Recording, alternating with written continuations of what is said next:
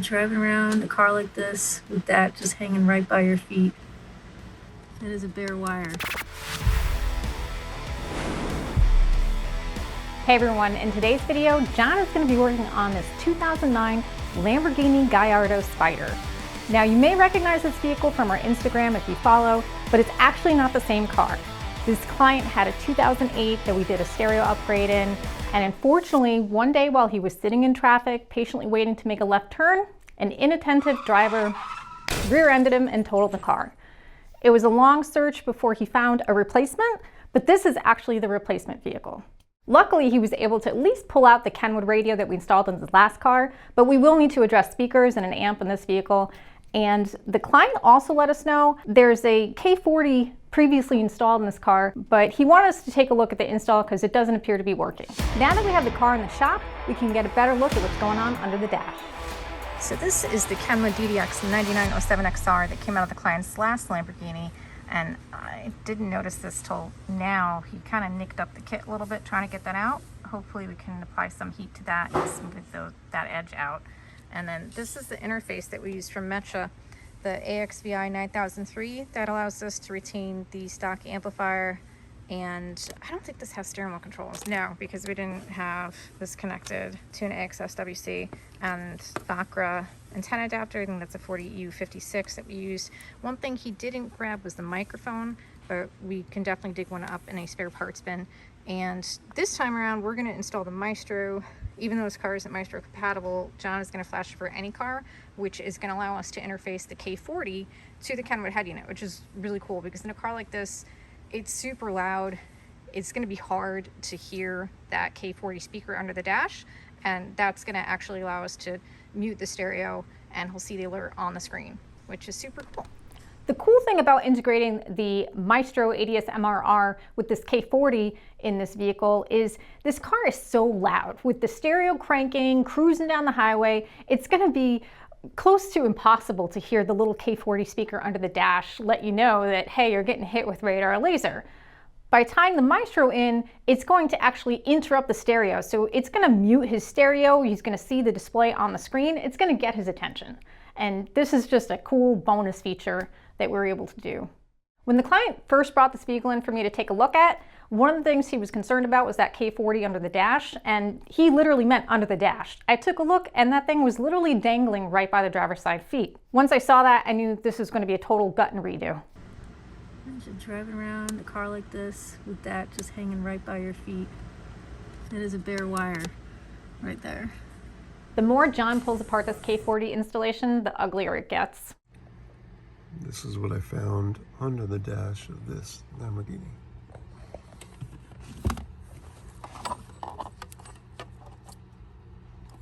Looks like they soldered, used oversized heat shrink,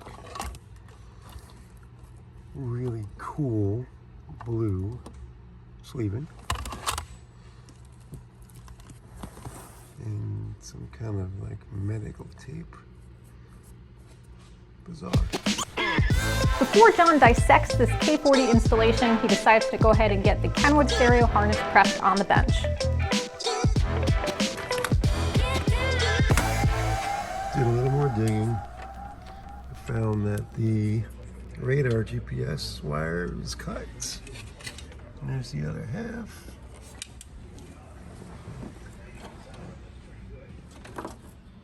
Just kind of a sloppy job. So I just found that this cable is run in the fender. In the gap in the fender, and then somehow into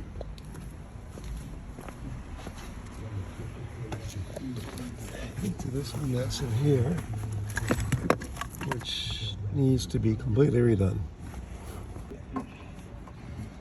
Found it. All right. So they went this way through the fender instead of, see that nice little light shining through that nice grommet? They could have run right through that grommet and made it very nice, which is what I'm going to do. Get rid of all this nonsense. Make it right. Looks like all the wires are a little bit crushed as well. Come on, guys. So this shop put some really pretty loom on it, and they even took the time to put a heat shrunk identifier that says to call them before removing. Do you think we should call them? Right. Yes. Let's call. Let's ask them how to remove this mess. And what type of tape this nonsense is. Yeah. This medical, disgusting crap. I live in Tinseltown or That something. looks like something you'd find on candy. That Yeah. looks like something you would find on, what were those things my grandmother had? Werther's Originals.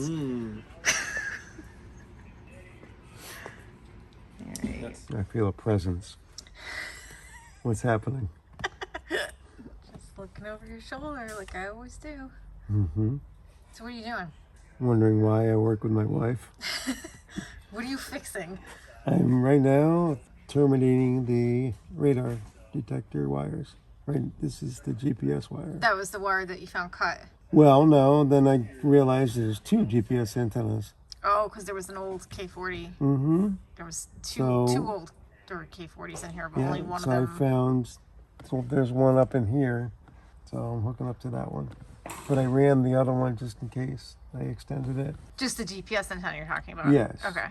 After soldering the connections to the GPS antenna, John tested it and did not have luck, but thankfully the second GPS antenna did work out. Not only is the K40 wiring in this car a complete joke, but the placement of the laser shifters really needs to be addressed. The lasers mounted way back here on both sides, which is ridiculous. We're gonna see if the customer wants them in the honeycomb, flush mounted somewhere in here. The previous installer had them really kind of far recessed in the front bumper, and I didn't think that was going to be best placement for accuracy. So the issue with, explain these sensors, they have to be level and That's level, and they have to, there really shouldn't be anything in between them. Right. So So they can't be behind plastic or anything. Right. Yeah. And if you just try to surface mount on here, it's going to be at an angle. So you're talking about just cutting it so it'll be, can you hold it up again how you were talking about? So it's going to probably be where this reaches the top end. So probably like that. But in, obviously. Yeah, but flushed in there. Either flushed or just stick it out just a little bit. Because Yeah, just enough cutting enough of this so that you can get it level with here. Yeah, just enough so. So there's not recessed a ridiculous amount. Yep. Range on like one of these sensors, if it's one of the more common guns used in New England, they say it's about the size of a large trash can lid, right? So he only has two. So I think if you put them closer So I'll put to them there, here, then only he has because better this has the coverage. cut out here. Okay, I think that's good. So I'll put it as close to that as I can All right. with flushed in. John agreed that flush mounting the laser shifters in the honeycomb grille would be best not only for aesthetics, but also for performance.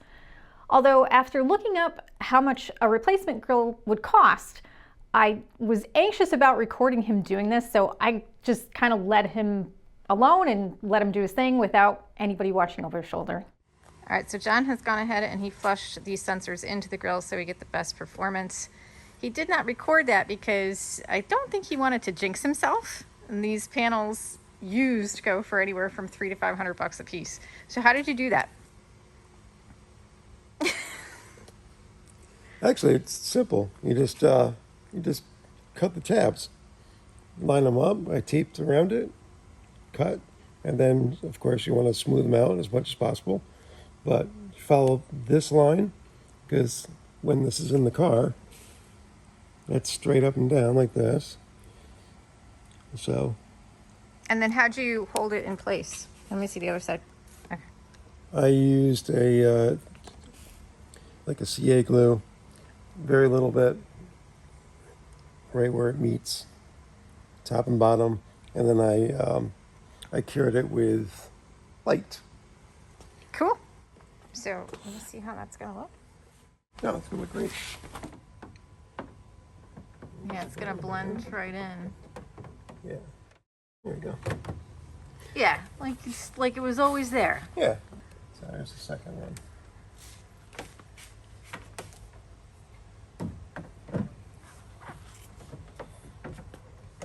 Can't believe how much these things are. I know. It's A unbelievable. little piece of plastic. It really is. I didn't even check to see what they would be due from the dealer. I was just looking at used prices. Yeah.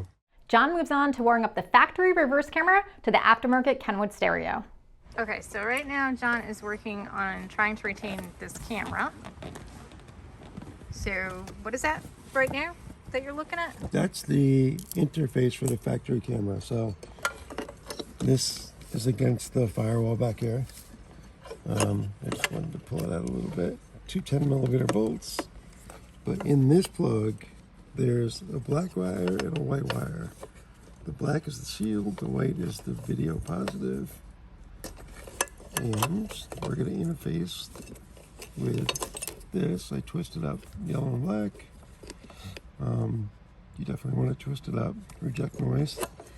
And then I'll put an RCA end on it, on the other end, and plug it into the radio. But it's going to be, see this wire right here? That is your video signal from the camera itself. Okay? Okay. These two. And then you're going to want to plug it back into the box, because the box is what turns the camera on. and So you're stuff. just tapping into those wires. We're just tapping into those wires, that's it. All right, cool. So John got the video cable all terminated. He's still got to wrap it, but that's the factory camera cable. And it appears to be working much better with the aftermarket radio. It's not cutting in and out, and the picture quality looks better, so we're going to roll with that, because I really didn't want John to have to open up that factory camera and try to fit something in there. Well, not by Friday. Yeah, by tomorrow. Yeah, by tomorrow. Moving on to the speaker installation. Now you might have thought because this is a premium vehicle, it would come equipped with some pretty decent stock speakers. But as you can see, there's really not much to these, which is why we're upgrading them to the Alpine R2 Pro Series 6.5-inch component speakers, and we're going to be powering those with the Alpine KTA 30 FW 4-channel amp. That amp pushes out 75 watts by 4, but in this case we're going to actually bridge it for 150 by 2. This vehicle will have plenty of power going to those speakers, and it will play nice and loud over the engine noise and the road and wind noise. So we're going to get some speaker adapters. And I noticed that this foam is just deteriorating. You touch it and it's gone. Oh, Yeah, I'll fix it.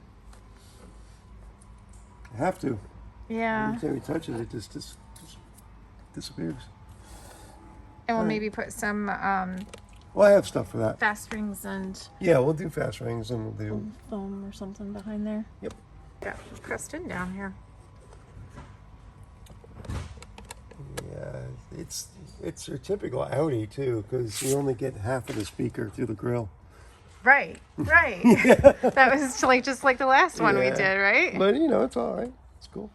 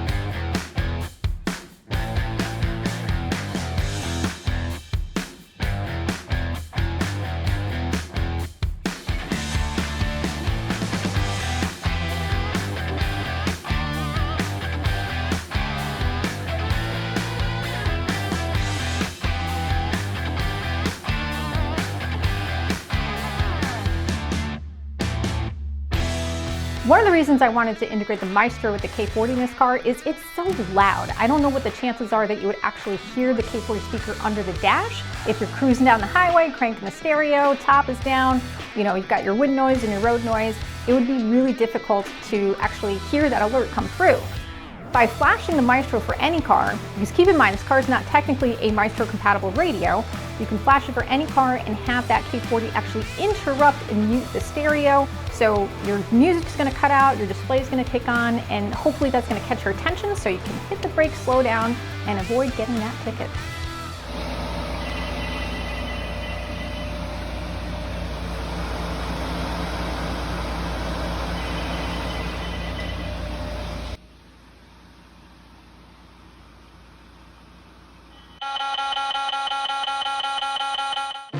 Now that everything is complete, I get to take a listen and see how it sounds.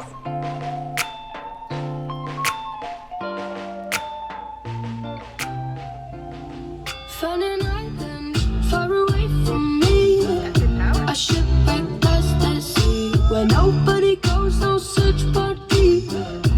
Nobody knows but we both share a single rope, trying to stay afloat.